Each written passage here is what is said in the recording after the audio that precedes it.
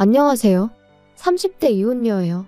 그리고 제가 이렇게 오늘 타자판을 두드리게 된 이유는 제 정신 나간 시댁 이야기 좀 해보려고요. 사실 벌써 남편과 남남이 된 지는 7개월이나 흘렀고 그래서 어느 정도는 충격에서 벗어났다고 생각했는데 그래도 명절이 돌아오니까 작년 이맘때쯤이 생각나면서 제가 겪었던 그 지옥 같은 날들이 또다시 떠오르네요. 그래서 정말 마지막으로 마음 정리한다 생각하고 이렇게 제 이야기를 해보려고 합니다. 한껏 쏟아내고 나면 제 마음도 예전처럼 평화로워질까요? 남편하고는 지인의 소개로 만났습니다. 남편은 회사를 다니는 평범한 직장인이었고 저는 대학병원에서 연구원으로 근무하고 있었죠. 솔직히 말해서 소개팅에 나가기 전 남편의 사진을 봤었는데 정말이지 영 제 스타일은 아니었어요. 저는 좀 체격이 있고 곰같이 푸근한 사람을 원했거든요. 그런데 남편은 슬림하고 날쌘돌이처럼 생겼다고 해야 할까요? 하지만 지인이 저더러 실물이 훨씬 낫다며 일단 한번 만나보라고 어찌나 성하던지. 그리고 나중에서야 들었지만 남편도 제 사진을 봤었답니다. 그런데 남편은 제가 너무 마음에 들었대요. 그래서 지인한테 커피도 사주고 밥도 사주며 어떻게든 자리만 만들어달라고 부탁을 했었다고요. 일단 자리만 만들어지면 자기가 어떻게든 제 마음을 사로잡겠다면서. 아무튼 그래서 만나게 된 거예요. 하지만 아니나 다를까 처음 몇 마디를 나눴을 땐 역시 내 스타일이 아니구나 싶었습니다. 왜냐하면 서로 공통점이라곤 하나도 없는 것 같았거든요. 좋아하는 음식이나 영화 그런 것도 전혀 달랐고. 그런데 그런 저희가 통한 건 다름 아닌 운동이었어요. 남편은 다른 운동은 별로 좋아하지 않는데 유일하게 종종 즐기는 게 등산이라대요. 그리고 저는 남편에 비하면 다양한 운동을 즐기는 편이었는데 등산만큼은 제대로 해본 적이 없었지요. 혼자서 산을 오른다는 게 왠지 걱정도 되고 길이라도 잃을까 무서워서 말이에요. 그런데 제가 이런 이야기를 하자 남편은 자기 말로는 자기가 별명이 날다람쥐일 정도로 산에서는 날아다닌다며 언제 한번 같이 가자고 한껏 너스레를 떠는데 실제로 등산 실력이 어떤지를 떠나서 제 앞에서 익살스럽고 너스레를 떠는 그 모습이 마음에 들었어요. 그래서 조만간 등산 한번 같이 가자는 남편의 말에 못 이긴 척 좋아요했던 게 부부의 연으로 이어질 줄은 몰랐네요. 남편도 저도 각자 일로 바쁘다 보니 데이트는 일주일에 한 번 그것도 산에 오르내리는 게 전부였어요. 그리고 그 정도로 같이 할 시간이 짧다 보니 서로 힘들고 지치는 이야기보다는 좋은 얘기 재밌는 얘기를 주고받는 일이 대부분이었죠. 그리고 솔직히 그때는 그게 서로에게 유익한 일이라고 생각했습니다. 가뜩이나 회사 생활을 비롯해 여러 가지 일로 받는 스트레스가 이만저만이 아니었는데 같이 있을 때만큼은 그렇지 않았으니까요. 하지만 이혼까지 해본 제가 느낀 건 늘 서로 웃고 지낸다고 좋은 것만은 아닌 것 같아요.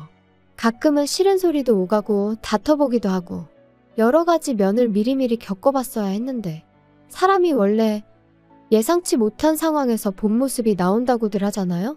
그렇게 치면 남편이나 저나 둘 다 결혼 전 서로의 본 모습을 보여줄 기회가 너무 많이 부족했다 싶거든요. 결혼 당시 시댁으로부터 받은 도움은 없어요. 시댁 형편이 썩 좋지가 않았거든요. 그리고 일단 분명히 말해두건대 저는 신경 쓰지 않는데 그럼에도 불구하고 사람들은 제가 부모님이 안 계시다 하면 처음부터 뭔가 불안한 표정으로 저를 보더라고요. 안쓰러워하는 표정도 있고 어딘가 모난 구석이 있진 않을까 하고 살피는 표정도 있고 솔직히 유쾌하진 않지만 20살 이후로 워낙 자주 겪어서 소위 인이 배겼다고 하죠? 제가 딱 그랬어요.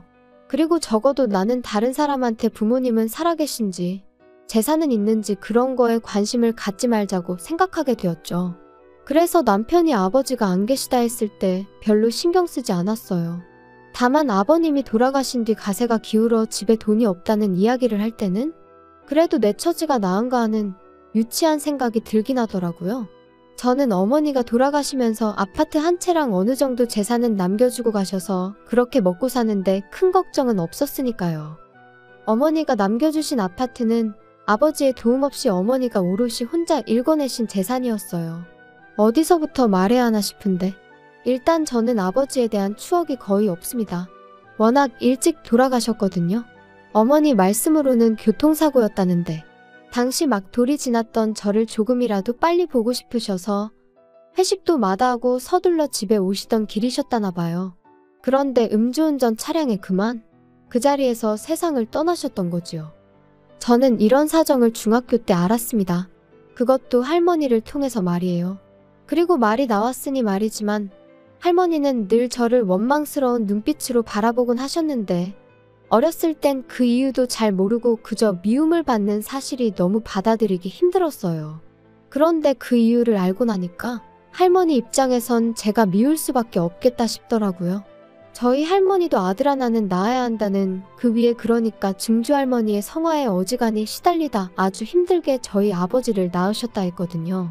그런데 하나뿐인 아들이 손녀를 보러 가다 세상을 떠났으니 내 잘못도 아닌데라는 억울함과 나만 없었더라면 하는 죄책감이 한데 뒤엉켜 참으로 오랫동안 저를 힘들게 했어요.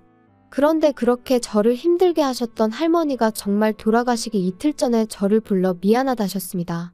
그 소리를 듣고는 얼마나 울었는지 몰라요.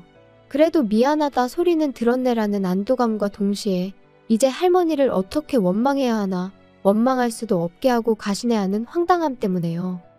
아무튼 아버지가 돌아가시고 이후로 저희 어머니는 무슨 일이든 닥치는 대로 하셨어요. 설거지, 건물 청소 그런 건 뭐 기본이었고요. 마늘밭이 돈을 많이 준다 해서 거기 가셨다가 아주 생으로 앓느라 몇 날 며칠 꼼짝을 못 하신 적도 있지요. 그리고 그렇게 벌어서 마련하신 집이 지금 제가 살고 있는 이 33평의 아파트입니다. 처음에 이 집에 들어왔을 때 환하게 웃으시던 어머니의 얼굴이 지금도 얼마나 선명한지 몰라요. 그래서 제가 다니는 직장에서 거리가 좀 있긴 해도 제 입장에선 파는 건 말도 안 되는 일이었지요. 그런데 남편이랑 결혼 이야기가 나오자 남편이 먼저 제 아파트 이야기를 꺼내며 거기서 신혼살림을 차리는 건 어떻냐대요. 그리고 저는 고민할 것도 없이 싫다고 했어요. 당시 남편도 돈이 있다고 했고 저도 돈이 있었으니 그 돈에 대출을 더해 새로 집을 구하면 되는 상황이었고 무엇보다도 그저 제 아파트는 비워두고 싶었어요. 제 마음 기댈 곳이 필요한 날 친정이다 생각하고 찾고 싶었거든요. 게다가 진작에 이런 이야기는 몇 번이나 남편하고 나눴던 차였기에 뜬금없이 신혼살림을 거기다 차리자 하는 남편이 어이가 없었죠. 하지만 남편은 계속해서 언제까지 돌아가신 분한테 매달리며 살 거야? 돌아가신 어머님도 그러라고 남겨주신 집은 아닐 텐데. 돌아가신 분한테 매달리는 게 아니고 그냥 아직 내가 준비가 안 됐다니까. 그리고 까놓고 말해서 내가 오빠보다 돈을 덜 모은 것도 아니고 오빠 말대로 반반 결혼할 수 있다는데 왜 자꾸 내 아파트에서 신혼살림을 시작하자는 거야? 분명히 말해두는데 나 싫어. 뭐 언젠가 내 마음이 좀 정리가 되면 그땐 나도 또 마음이 달라질지 모르지만 아무튼 지금은 아니야. 당분간은 그럴 일 없으니까 그 집은 그냥 없는 집이다 생각해. 그리고 결국 저희는 그렇게 작은 빌라에서 전세살이를 시작했습니다. 어머님도 남편도 멀쩡한 아파트를 두고 전세살이가 웬 말이냐며 투덜거렸지만 저는 아무렇지도 않았어요. 후회도 없었죠. 한편 그렇게 결혼한 지 어느덧 2년차가 되던 때였습니다. 신우가 만나는 사람이 있다며 재혼을 하게 될지도 모르겠다는 소식을 전해왔어요.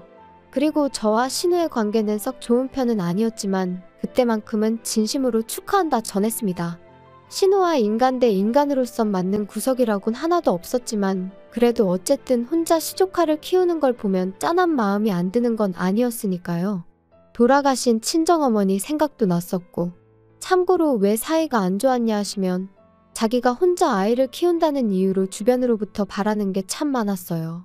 양보와 배려 뭐 그런 건 기본이었고 금전적인 지원이나 물질적인 지원도 거침없이 내놓으란 식이었죠. 계절마다 아이 옷을 사달라, 신발을 사달라 뭐 그런 건 기본이었고 저랑 남편이 제주도를 다녀온 적이 있는데 그걸 알고는 자기 애, 그러니까 시조카도 좀 데려가 주지. 시조카네 반 아이들은 다 미국이고 유럽이고 다녀오는데 불쌍하지도 않냐면서 저희한테 서운하다 어쩐다 그러더라니까요. 그러니 저로서는 하나 해주면 두 개를 바라는 신우가 부담스러울 수밖에 없었고 그렇게 자연스레 거리를 두게 되었죠. 그런데 그런 신우가 재혼을 할 것 같다 하니 참 잘됐다 싶었어요. 하지만 재혼 이야기가 나오고 석 달쯤 지났을 무렵이었을 거예요.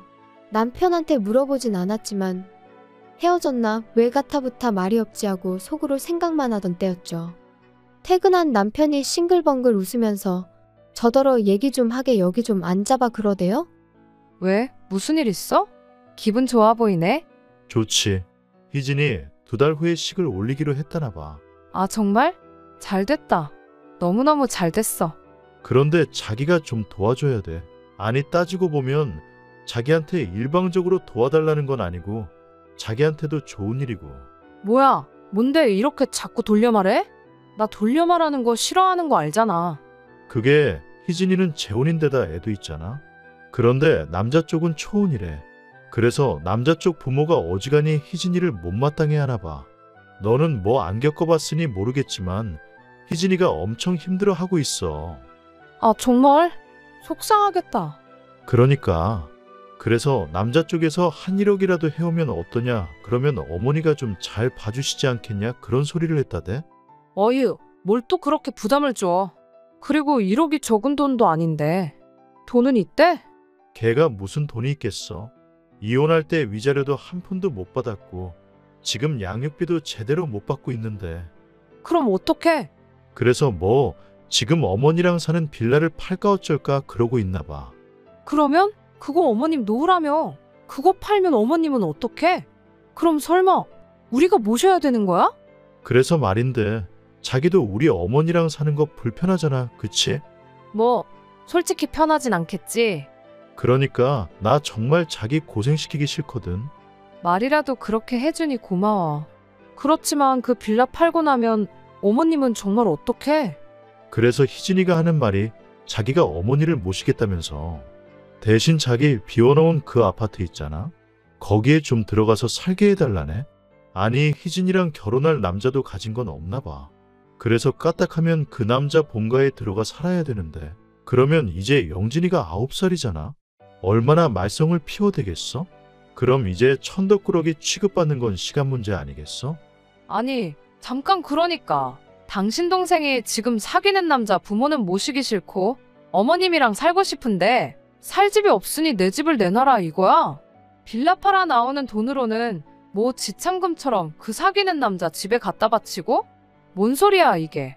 그게 말이 돼? 화만 내지 말고 한번 생각을 해봐. 아무리 생각해봐도 그것보다 나은 방법이 없어서 그래. 웃기시네. 빌라를 팔아서 시집을 가던 말던 그건 내 알 바 아니고 100번 양보해서 그렇게 하겠다고 하면 어머님 여기 오시라고 해. 같이 살아야지 뭐 별 수 있어? 나 어머님이랑 사는 거 괜찮아. 근데 내 집은 안 돼. 다짜고짜 집을 내놓으라는 남편의 말이 정말 기도 안 차더라고요. 그래서 단칼에 거절하고 2번 다시는 그딴 소리 꺼내지도 말라고 했어요. 신우한테 그렇게 내줄 집 같았으면 처음부터 신혼살림을 차렸지. 말이나 되는 소리냐 했죠. 하지만 남편은 계속해서 며느리인 제가 시어머니랑 같이 살아서 좋을 게 뭐 있냐며 자기랑 신우가 다 저를 배려해서 하는 소리인데 왜 그 마음을 몰라주냐. 말도 안 되는 소리만 해대는 거예요. 아니, 내가 괜찮다는데 내가 모시고 살겠다는데 왜 둘이서 난리냐고. 결국 참다 못한 제가 어머님과 신우가 사는 집으로 찾아갔습니다. 빌라 팔리는 대로 어머님, 저희 집으로 오세요. 제가 얼마나 잘하겠다 이런 얘기는 못하겠지만 그래도 제가 어머님 모시고 살죠 뭐. 언니? 정말 이런 식으로 나올 거예요? 엄마는 내가 모신다니까요. 너무 속보여요 정말. 영진이 커가는데 봐줄 사람이 필요하니까 어머님 찾으시는 거 아니에요? 그리고 뭐 그렇게 모시고 살고 싶은 거면 모시고 살아요. 그런데 내 집은 안 되니까 집 문제는 알아서 하세요. 자꾸 내 신경 긁지 말고 알겠어요? 야, 너는 왜 이렇게 애가 이기적이냐? 제가 뭘요? 네 신우가 그 집 들어가서 살게 되면 그쪽 부모 모셔야 된다잖아. 그리고 영진이는 어떡할 건데? 너 그 어린 게 그 집에 들어가서 구박이라도 받으면 네가 뭐 책임질 거냐? 그걸 제가 왜 책임을 져요? 그리고 저도 할 말은 해야겠네요. 솔직히 재혼 자리가 쉬운 거 아닌 거 어머님도 아시잖아요. 하지만 뭐 신우가 그렇게 한다니 그거에 대해선 제가 뭐 이래라 저래라 말은 안 하겠지만 적어도 남한테 피해는 주면 안 되는 거 아니에요? 왜 저까지 못 살게 구냐고요. 아무튼 어머님, 저희 집으로 오세요. 저랑 살아요. 아시겠어요? 아이고, 안 간다니까. 난 너랑 살기 싫어. 내 딸이랑 살 거야. 그냥 집만 내주면 되는 걸 진짜 너도 유난스럽다. 어머님과 신우, 그리고 저 세 사람이 한창 실랑이를 한 끝에 집에 왔어요. 그리고 남편과는 한 일주일 동안 서로를 마치 유령 취급하며 지냈죠. 솔직히 저럴 거면 왜 집에는 꼬박꼬박 들어오나 싶더라고요. 그냥 나가버리지. 아무튼 저는 까놓고 불편한 건 하나도 없었어요. 평소처럼 출퇴근하고 밥 차려 먹고. 반면에 남편은 불편한 게 한두 가지가 아니었겠죠. 지 먹을 거라곤 라면밖에 못 끓여 먹는 인간이었으니 옷도 안 다려주니까 오기로 그러는 건지 뭔지 군대까지 다녀온 사람이 지 셔츠 하나 다림질도 못해서 꼴사납게 나가더라니까요. 하지만 뭐 그러던지 말던지 내 알바냐 내버려뒀어요. 그랬더니 이제 더는 안 되겠다 싶었는지 저더러 얘기 좀 하자고 하더라고요. 용건만 간단히 해. 이제 뭐 사과할 마음의 준비라도 된 건가? 사과는 무슨, 내가 너한테 뭐가 미안해야 되냐. 너야말로 이제라도 우리 어머니랑 내 동생한테 사과해라. 그 두 사람이 너 때문에 얼마나 속상해하고 서운해했는지 알아? 야, 너 솔직히 내 동생이 재혼하는 거 싫지? 싫어서 지금 회방 놓는 거지? 아니 이건 또 무슨 소리야. 내가 왜 신우 재혼을 방해하니? 재혼을 하든 삼혼을 하든 사혼을 하든 난 상관없어. 단지 내 집을 왜 탐내냐 이거야.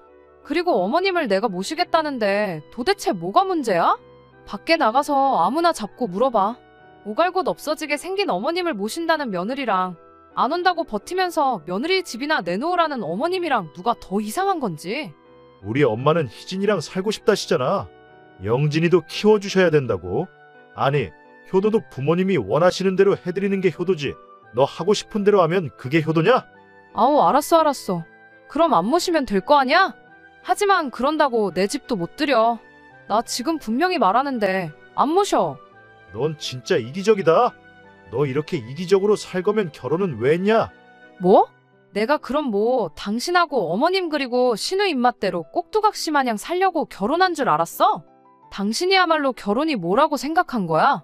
진짜 어이없네. 우리 둘 다 결혼 잘못한 거 맞지? 그래, 이쯤에서 갈라서자고.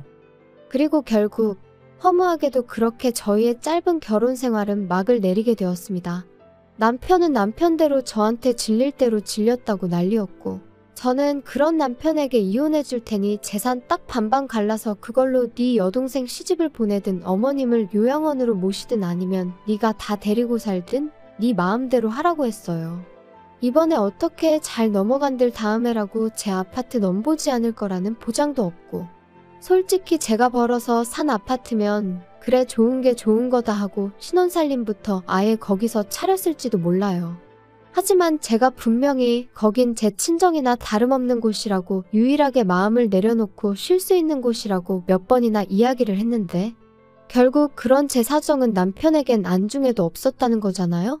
그런 인간하고 한 입을 덮고 더 살아서 뭐 하겠나 싶더라고요. 내 마음 하나 알아주지 않는 사람들이 가족 운운하는 것도 더는 못 봐주겠고. 솔직히 오늘처럼 온 가족이 모이는 명절이 되니 가슴 한구석이 뻥 뚫린 것 같이 허전한 이 마음은 숨길 수가 없어요. 이런 날은 아무리 속속들이 제 사정을 아는 친구들이라고 해도 거기다 아쉬운 소리 하고 싶지도 않고요. 그래도 또 이렇게 한층 더 단단해지는 거라고 스스로 그렇게 되뇌어 봅니다. 저에게도 언젠가 봄날이 올까요? 조금씩 따뜻해지는 지금처럼 제 마음도 언젠간 따뜻해지길 바라봐도 되겠지요.